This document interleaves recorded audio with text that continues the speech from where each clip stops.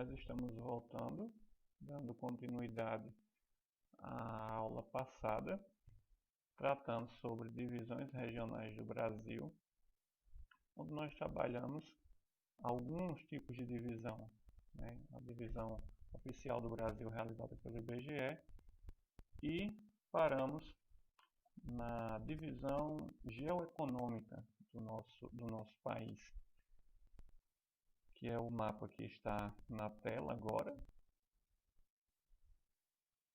para nós na tela. É um Brasil dividido em três, né? É a Amazônia, Centro-Sul e Nordeste, onde nós vamos dar um detalhamento maior sobre cada região dessa, ou então cada sub-área dessa mostrada no mapa. Seriam três complexos regionais, né? O complexo da Amazônia, que, segundo o autor dessa divisão, coloca ela como uma fronteira de expansão econômica, porque ainda existe uma natureza que precisa ser muito preservada, mas que deve se virar também fonte econômica de alguma maneira, né? Temos o complexo do Nordeste, que é categorizado como com um dos piores índices de desenvolvimento humano do país ainda, mas que vive um acelerado crescimento econômico em alguns estados dele. Então existe um desenvolvimento dentro desse complexo. E o complexo regional Centro-Sul, que engloba São Paulo, Rio de Janeiro, Belo Horizonte, entre outros grandes centros urbanos do nosso país, que é tido como o coração econômico do Brasil e representa a integração do Sudeste com o Sul, com a região Sul, né, do nosso país.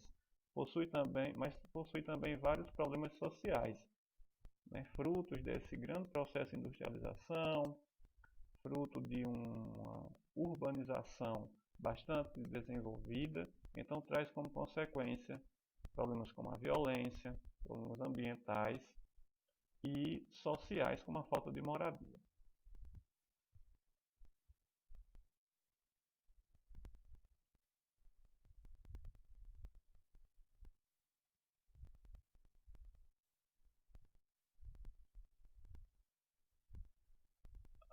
Esses complexos regionais, eles possuem desigualdades, né? Existem desigualdades tanto entre cada um deles, como entre algo intra, né, dentro deles. E essas diferenças, elas são muito mais acentuadas numa lógica mais atual que nós vivemos, que é o processo de globalização econômica, né, e social. Então, a globalização ela acentua as desigualdades, principalmente as desigualdades sociais existentes nas regiões do mundo e do nosso país também. O intercâmbio global aprofunda as especializações produtivas de cada país ou de cada região.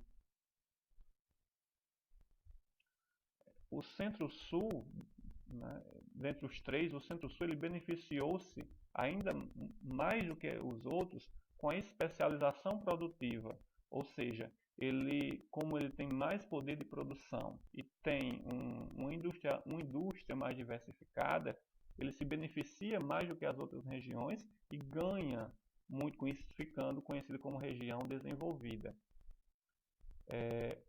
Existe também uma questão da guerra fiscal, né, que seria com relação ao pagamento de impostos, né? É uma disputa por investimento entre países e Estados-membros, que nas regiões brasileiras é muito diferenciado. O valor dos impostos pagos em determinada região, ele se torna mais alto do que em outras. E isso traz enriquecimento, principalmente para a indústria, né? E também pode trazer vantagens para ela quando ela vai para outras regiões menos desenvolvidas e vai pagar impostos baixos lá. Um novo momento econômico se vive dentro dessas regiões, ou seja, há uma maior dispersão do investimento econômico pelo território nacional. Muitas empresas estão começando a colocar suas sedes ou fazer investimento em outros estados que antes não tinham industrialização e investimento nenhum, e estão trazendo melhorias também para esse local, tanto econômica como social. Quando nós falamos em desigualdades regionais no Brasil, um dos principais índices que nos apontam isso, que nos permitem dizer que existem desigualdades, é o PIB, que é o Produto Interno Bruto, e de cada região, como mostra no gráfico.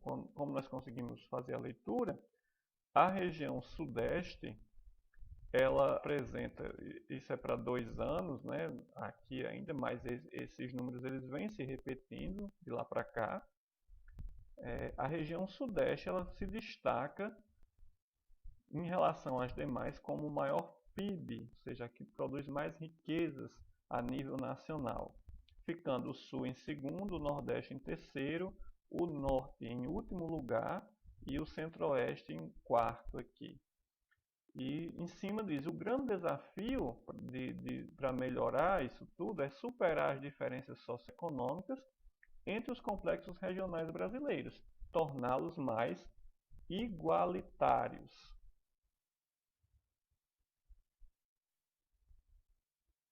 As causas das desigualdades regionais no Brasil são múltiplas, são diversas. Vamos trazer algumas aqui, algumas principais. Uma das principais causas é a industrialização concentrada. A indústria no Brasil ainda está muito concentrada na região sul e sudeste, né? Ela é o núcleo econômico do Brasil, tida dessa forma. O centro-sul, ele se beneficiou com um modelo de industrialização de substituição de importação que acontece no nosso país nas décadas de 50 e 60, da década de 50 para cá, na verdade, onde o nosso país começa a se industrializar, grandes empresas vêm para o Brasil, então outras são criadas aqui, mas que procuram sempre uma mesma região, que seria a região concentrada, e não procuram estar nas demais. Isso traz concentração de renda, principalmente. Com a abertura econômica do país para outros países, para exportação, o Centro-Sul ele recebeu a maioria dos investimentos internacionais para isso. Então, se investiu muito em estradas, se investiu em portos, em aeroportos.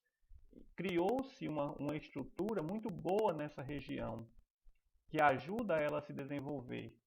E as demais vão ficando à margem desse processo. A maioria das sedes de empresas do território nacional localiza-se no sul. Se nós pegarmos a maioria das sedes de empresas multinacionais, inclusive, elas também estarão na região concentrada. Ela concentra as melhores universidades e centros de pesquisa do Brasil também, a região Centro-Sul. E é desses locais que sai o conhecimento para a geração de novas tecnologias, para a produção de riquezas em várias áreas. Então, raramente esses centros eles vão estar espalhados em outras regiões. E quando estão, não estão nos interiores, estão concentrados nas capitais.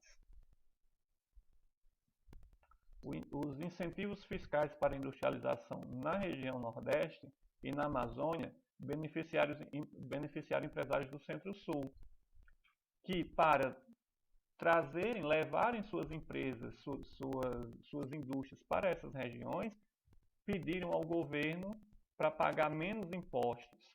E aí, com isso, tem mais lucro. Então, ao invés de beneficiar mais a região, esses mesmos que já são detentores de riquezas lá na região Centro-Sul passam a ter muito mais quando vão para essas outras regiões do país. Um outro ponto que mostra essas desigualdades regionais é a questão da renda por habitante ou por milhares aqui no caso, né?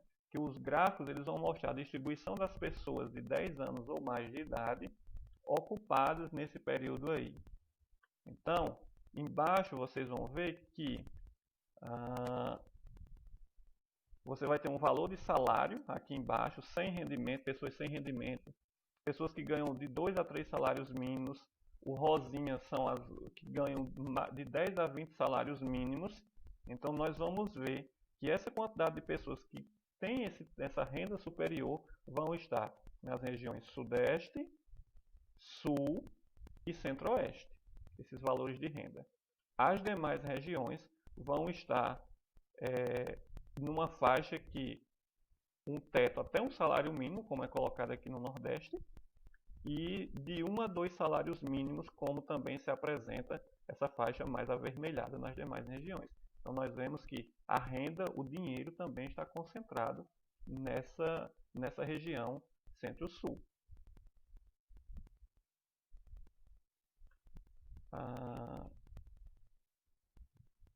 Desigualdades regionais no Brasil. Outro dado aqui com relação a dados financeiros, mas o segundo gráfico também mostra um ponto muito importante, que é a evolução das taxas de analfabetismo por região.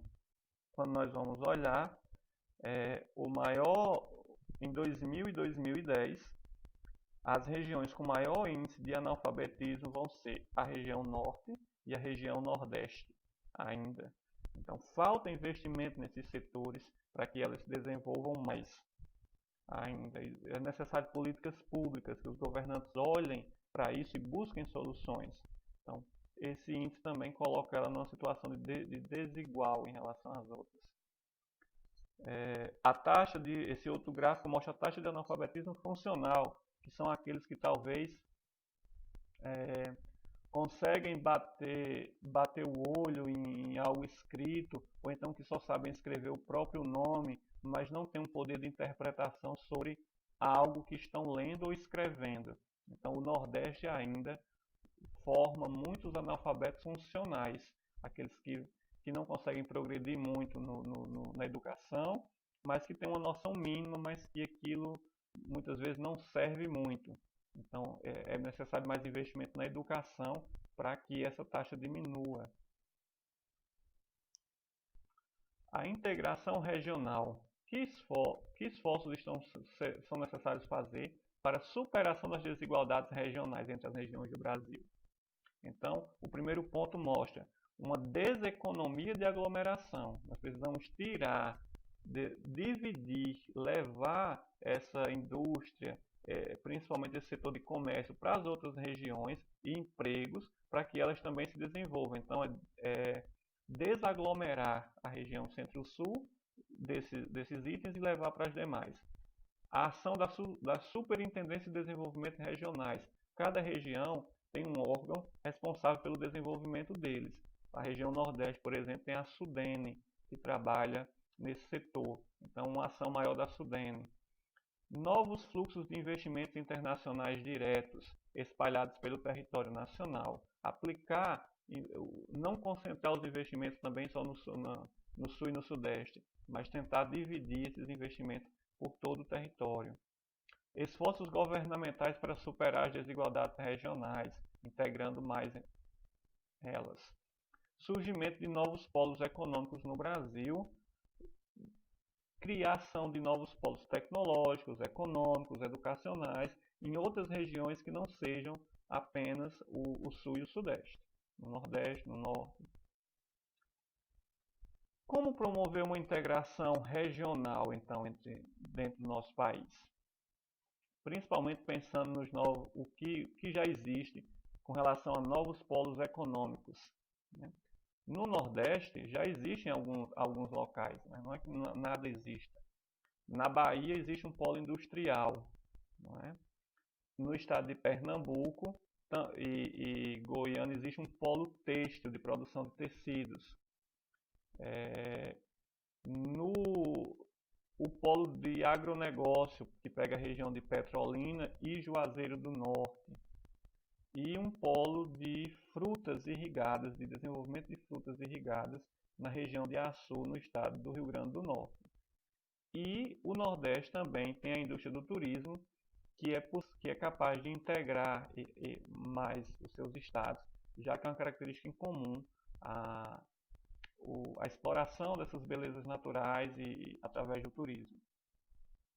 Na região norte, nós já temos algo que precisa ser melhorado, que é a chamada Zona Franca de Manaus, que é um polo tecnológico que produz carros, motos, aparelhos eletrônicos na região norte, mas que não consegue chegar a todos os locais dessa região. E no centro-oeste, um dos pontos centrais para o desenvolvimento será o agronegócio e o turismo também nessa região, que tem belezas naturais e culturais belíssimas.